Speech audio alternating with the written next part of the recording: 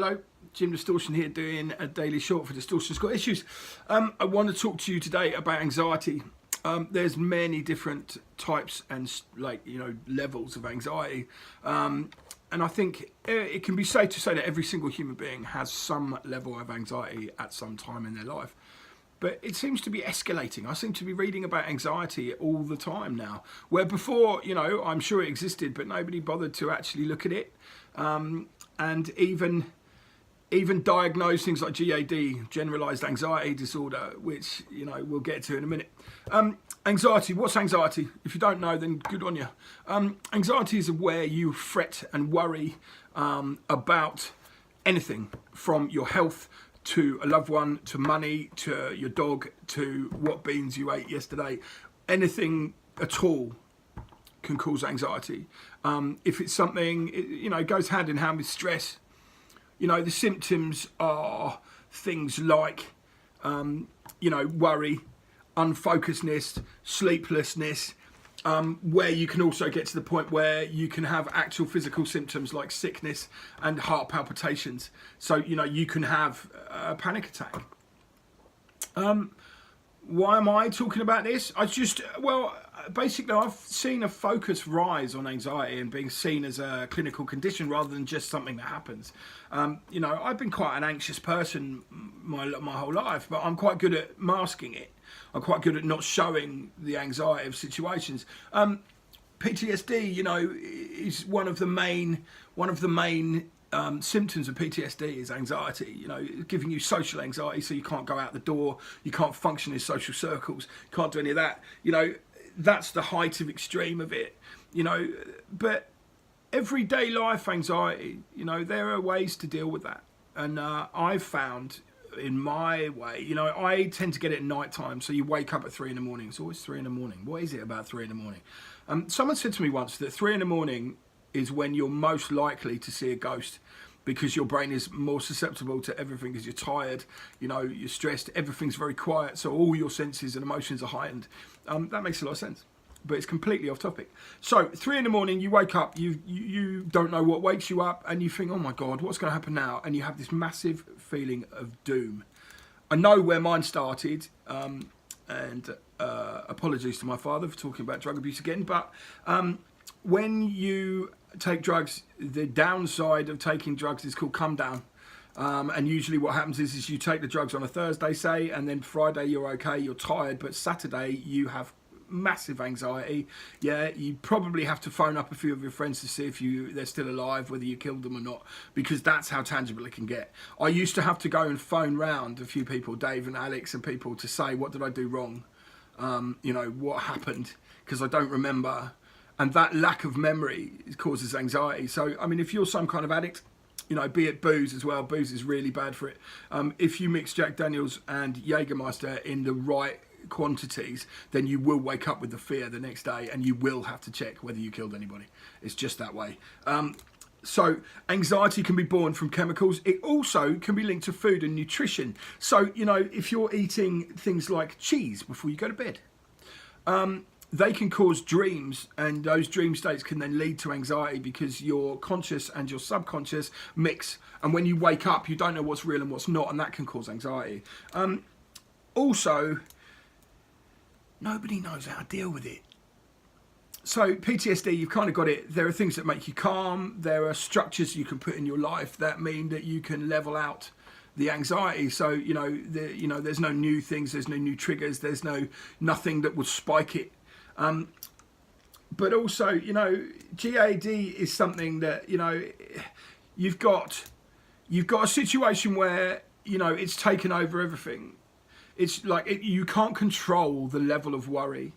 And at that level, you need to seek help. You need to go to GP, and, they'll go through your symptoms and they'll see, what your anxiety level is. What I'm saying really is you shouldn't ignore it, because what used to be seen as, oh, you're just worried, don't worry about it. Yeah, but that's great. But then what do you do? So I'll tell you what I do.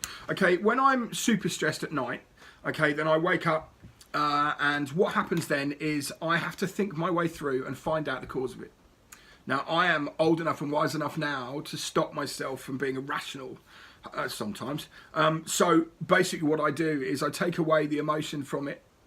if I can, and then I look and see what the cause of it is, and then I make a decision, and that decision is enough at that point to stop my anxiety taking over. So, okay, here we go. I don't know whether I can pay a bill tomorrow, and it is due. Okay, so what I'll do is in the morning I will make sure that I look at my bank account and I look at what's in my pocket, and then I will function, I will find a way to make that happen, or I will pay something towards it. Then that decision switches off my anxiety because I have thought about a process. Okay, so what's happening for me is I don't see a way out of it, but then I remove myself from the situation, look at the emotion and what's causing it, and try and move that aside. Because at the end of the day, anxiety usually focuses on something that you're worried about, okay, which I've said before. But once you identify that, then make a decision about how to make that better. How do you make it better? How do you go forward? Right, so okay, my tax return's due on the 31st of January, like every other British person who does self-assessment. Okay, have I sorted that? I have no anxiety about this time because my accountant has dealt with it all. But before, like around November, you start to, worry about it all. Am I going to get done in time? Is he going to do it? Then how do I know how much I've got to pay? Okay, so then what you do is you make a decision. I will call him in the morning, see if he's got anything to say. Then I will go through my own calculations, and mine will be worse than his because he takes off money for other things. So therefore, that decision and that process has then allowed me to stop being anxious about it in that moment. I'm wondering whether that might help other people. I mean, if you're going through GAD and you've got flipping dizziness and heart palpitations and stuff, there's no rational thought that's going to bring you down. So you need to see a doctor.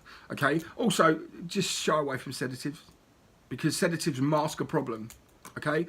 If you're given a sedative because you are too anxious, that's fine. If it's a sedative that makes you again remove emotion from the situation, that's great. If it's one that just blasts you out and you can't think about anything, what's the point? Because at the fundamental heart of it, there is a problem. And if you don't address the problem behind anxiety, then how can you solve it? That's what I do all the time. The other thing I do as well is if it's in the middle of the night, you get up and you go and watch telly, you go and stroke the dog, you go and talk to the dog, talk to somebody out loud, try not to wake your family up because they won't be happy. But find some kind of functionality for you that takes you away from concentrating on that. I have a busy brain, okay? My brain never shuts up, it never stops, okay? But over the years, I've learnt, to shut it down. My wife helps me as well, she tells me to put my phone down, a while before I go to bed. That blue light on your mobile phone, that is enough to stop you sleeping because right, the brain releases dopamine, right, which is what slows down your brain, so it lets you sleep. If you've got a bright flipping blue daylight screen in your face, okay, that's going to stop you from sleeping. And if it's stopping you from sleeping, then you might have broken sleep once you get to sleep. That broken sleep lets your brain carry on thinking and your anxieties come out. Look after yourself in a way that will mean in the long run, your anxieties become less and less focused, become less and less able to disturb your life. Because if you don't, I've noticed a lot of people my age, if I hadn't have got cleaner drugs, for instance, now, I could not cope with my anxiety. If I didn't have certain, practices in place, there's no way I could cope with the anxiety. And I imagine, I've had a panic attack once, and I swear to God, I thought I had a heart attack. I literally collapsed in the corridor in my house. And I have no idea why it happened. It just happened. It's never happened since. Never happened again. But that was due to me not being able to cope with the stress and anxiety. And at the time, I didn't have any stress either. It wasn't real bad, but whether you've got all the money in the world or you're struggling for money, you live in a cardboard box or you live in a palace, one doesn't necessarily mean you're going to be more stressed than the other. The guy living in a cardboard box doesn't have to worry about the rent or the pay or whatever. He just has to worry about being warm. But that being warm can be the same focus as the mister in the castle having to pay his council tax when he's not quite as rich as he thought he was. You know what I mean? They're differing levels of anxiety, but there's still anxiety. And everyone is open to anxiety. And if you do have anxiety to such an extent it's keeping you awake at night, go to your doctor. You're not bothering them. That's what they're there for. Don't forget, it might be hard to get a doctor's appointment, but that's just because if it was easy, then everyone would waste time. So make sure that you stand on that phone and you get what you need to get. All right, I'm going to leave you to it. Anxiety is a terrible thing, yeah? So please do. If you go and see if you've got GAD. Go and see if it's just everyday anxiety and stress. And if it has, talk to somebody. Talk to your wife, talk to your dog, talk to anybody, yeah, that will listen to you in a sympathetic manner. You're not looking for judgment. You're not looking for answers, but you are looking for interaction that will help you and calm you down. Would you mind doing the subscribe button? Is that all right? And here's yesterday's film as well. You might like that. All right, I will speak to you tomorrow.